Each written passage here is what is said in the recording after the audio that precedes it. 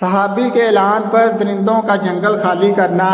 50 ہجری میں حضرت عقبہ بن نافع افریقہ فتح کرنے کی مہم پر تھے۔ حضرت عقبہ بن نافع نے افریقہ میں کئی فتوحات حاصل کیں۔ جب کیروان کے پاس پہنچے تو ایک مہیب اور خوفناک جنگل کے سوا کچھ نہ تھا۔ خطرناک درندوں، زہریلے سانپوں اور وحشی جانوروں کا مسکن تھا۔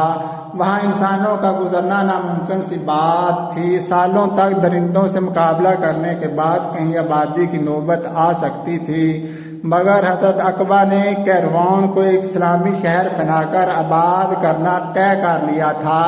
چنانچہ آپ نے کیروان کے خد و خال اور حدود کا خاکہ تیار کر لیا اور اللہ تعالیٰ کی بارگاہ میں دعا فرمائی اور اس سرزمین پر کھڑے ہو کر 3 مرتبہ بلند آواز سے اعلان کر دیا کہ اے جنگل کے باشندوں، اب ہم مسلمان اس کے اندر آنا چاہتے ہیں، انشاءاللہ پس تم سب کوچ کر جاؤ۔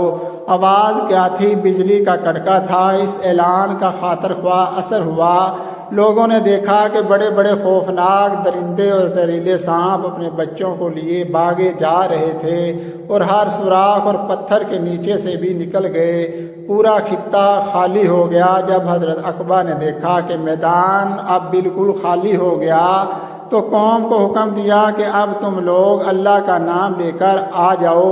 چنانچہ انہی کے اشارے اور حکم پر کیروان شہر بسایا گیا۔ بڑے بڑے غیر مسلم مورخ آج حضرت عقبہ کو کیروان کا آباد کرنے والا تسلیم کرتے ہیں۔ حضرت عقبہ نبی کریم کے زمانے میں بچے تھے، صحبت حاصل نہیں ہوئی، آپ افریقہ میں ہی شہید ہو گئے۔ اس حیرت انگیز واقعہ کو دیکھ کر لوگوں کا ایک جمع غفیر مسلمان ہو گیا۔